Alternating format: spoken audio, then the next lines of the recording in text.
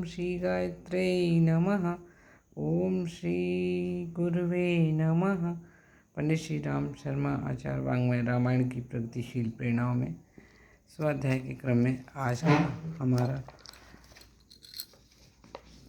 अगला क्रम पृष्ठ क्रमांक 2.37 से प्रारंभ है।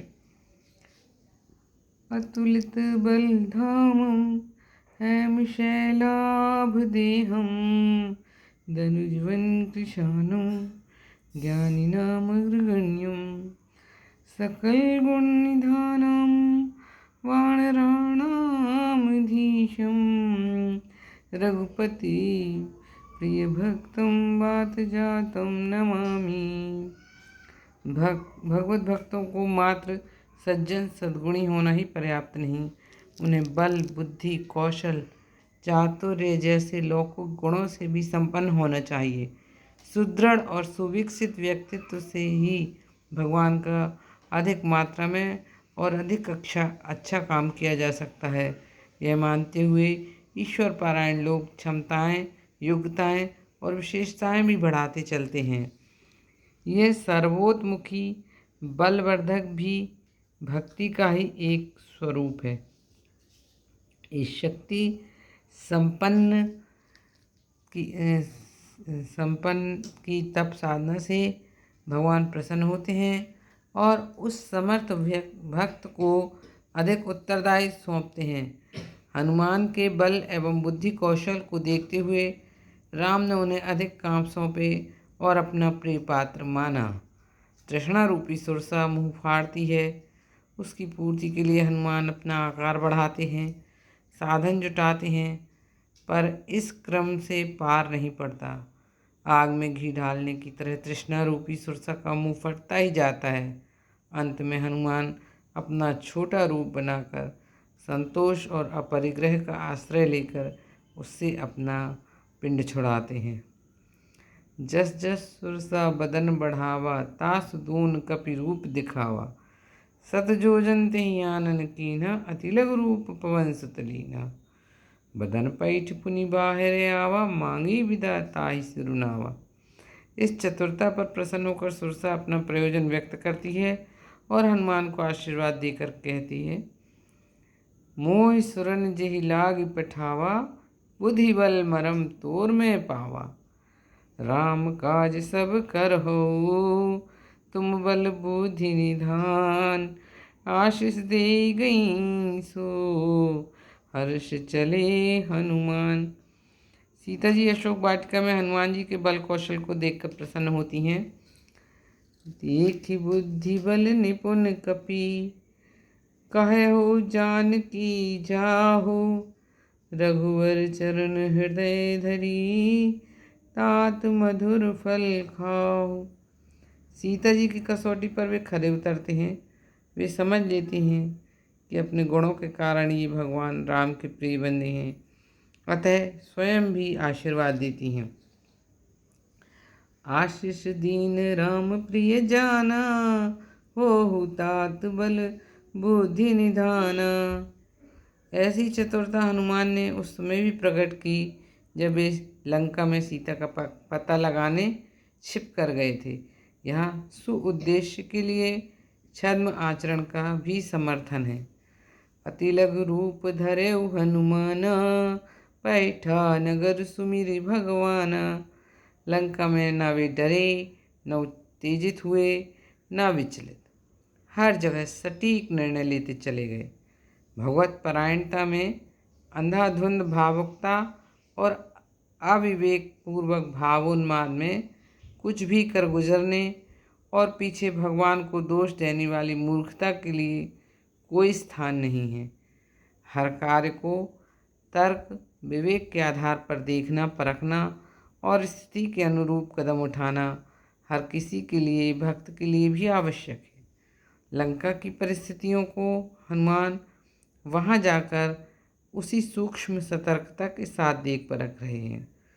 मन में तर्क करें कपिलागा, तहि समय विभीषण जागा।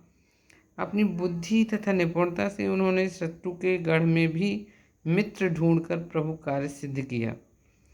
उनकी ऐसी ही नीति निपुणता का परिचय किष्किंधा कांड में मिलता है, जब वे सुग्रीव को राम कार्य भूलने का स्मरण कराते हैं।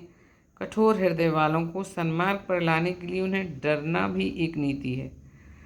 भगवान राम लक्ष्मण की इस बात से सहमत हो जाते हैं कि अपना वचन और कर्तव्य भूलकर प्रमाद में फंसे हुए सुग्रीव को डराकर सन्मार्ग पर लाया जाए। जहाँ लक्ष्मण धमकी से सुग्रीव को डराते हैं, वहाँ हनुमान वार्तालाप में ही उसे विभिन्न पक्षों से समझाकर भयभीत कर देते हैं। निकट जाई चरणन सिरुनावा, उचारहु विधि कहीं ते ही समुझावा। सुन सुग्रीव परम भय माना, विषय मोर हट लीन्ह ज्ञाना। हनुमान सेवक का आदर्श स्वरूप हैं। स्वामी के कार्य में उन्हें तनक भी आलस्य नहीं है। वे हमेशा कार्य करने के लिए तत्पर बने रहते हैं। समुद्र को लांघना, संजीवनी लाना आदि कार्य ऐसे ही हैं।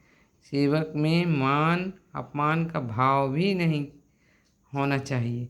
अपने मान के कारण स्वामी का कार्य बिगड़ जाए, यह उसका कर्तव्य नहीं। लंका में मेघनाद द्वारा बांधे जाने पर रावण कहते हैं, मोहि न कछु बांधे कैलाजा, कीन चहु निज प्रभु कर काजा। रावण के दरबार में पहुंचकर वे सबके सामने अपना मत प्रकट कर सके, इसलिए पकड़े जाने की बदनामी से भी उन्हें झिझक नहीं हुई।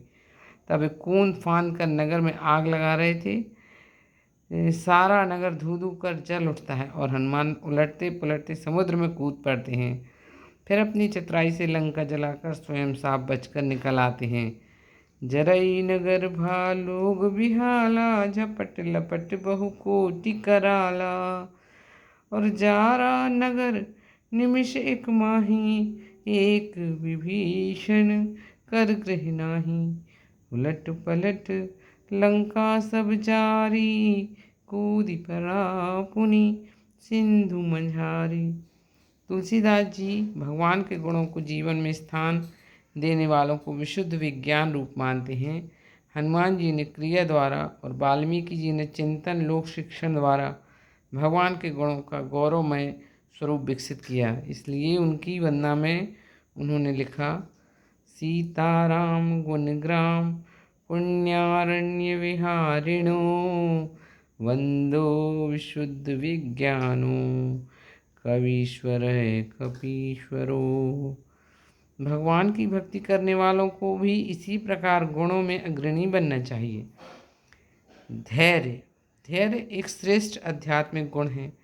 सब साधन होने पर भी धैर्य खो जाने पर लोग भयंकर स्थिति में फंस कर रह जाते हैं, जबकि धैर्य संपन्न व्यक्ति सामान्य साधनों से भी उन परिस्थितियों को पार कर दिखाते हैं। रामचरित मानस में धैर्य के स्वरूप और महत्व को दर्शाने वाले प्रसंग भरे पड़े हैं। विवेकियों में अग्रणी को गोस्वामी जी अयोध्या कांड में श्री राम वनगमन एवं दशरथ व्याकुल उत्पन्न संयुक्त संकट के समय कौशल्या जी राम से कहती हैं कि धैर्य बनाए रखो तो पार हो जाओगे, अन्यथा सारा परिवार डूब जाएगा। धीरई धरई तो पाए पारो, ना तरु डूबई सकल खंभारो। चित्रकूट में राम भरत के आग्रह कुछ निर्णय नहीं हो पा रहा है। जल्दबाजी में तुरंत ही कुछ निर्णय करने की अपेक्षा हर दृष्टि से उस प्रश्न पर गंभीर विचार करना आवश्यक समझा गया और सोचा कि जहाँ एक बुद्धि काम न करती हो, वहाँ कुछ विज्ञ व्यक्तियों को मिलकर विचार विमर्श करना चाहिए और तब किसी निर्णय पर पहुँचना चाहिए। यह कार्य उतावली में नहीं वरन धैर्यपूर्ण मन स्थिति में ही हो सकता है। अस्तु गुरु वशिष्ठ ने यही उचित समझा कि कर्मयोगी जनक के पास चलकर इस समस्या पर विचार करें। राम के चले जाने पर वशिष्ठ जनक के पास जाने के लिए प्रस्थान करते हैं। करि प्रणाम तब राम सिधाए, ऋषि धरि धीर जनक पह आए। जनक भी उतावली में अपना कोई मत व्यक्त नहीं करते वरन राम भरत आदि से पूरी बात जानकर गंभीरतापूर्वक वस्तु स्थिति जानने और तथ्यों के अनुरूप किसी निष्कर्ष पर पहुंचने के लिए भरत के पास अपने अन्य साथी विचारकों के साथ चलते हैं, ताकि जहां एक की बुद्धि काम न करती हो वहां कई मिलकर कोई निर्णय कर सकें। यह विद्वत्व परिषद की आवश्यकता और उपयोगिता का प्रतिपादन है, साथ ही धैर्य के सहारे ही वस्तु स्थिति समझ सकने की यथार्थता का समर्थन भी। समय समझु धरि धीरज राजा, चले भरत पहि सहित समाजा। भरत बड़ी आशा के साथ राम को वापस लाने की योजना बनाकर चले गए थे, पर जब भरत के रुख के कारण उन्हें निराशा हाथ लगी तो भी वे विचलित नहीं हुए। भरत बड़ी आशा के साथ राम के वापस लाने की योजना बनाकर गए थे, पर जब राम के रुख के कारण उन्हें निराशा हाथ लगी तो भी वे विचलित नहीं हुए, वरन स्थिति के अनुरूप अपने को बदलते हुए प्रेम पूर्वक उठे और अपनी विशेष धैर्य का परिचय दिया। इति श्री। जय गुरुदेव। आज का स्वाध्याय यहीं तक। कल अगली कड़ी में पुनः मुलाकात होगी।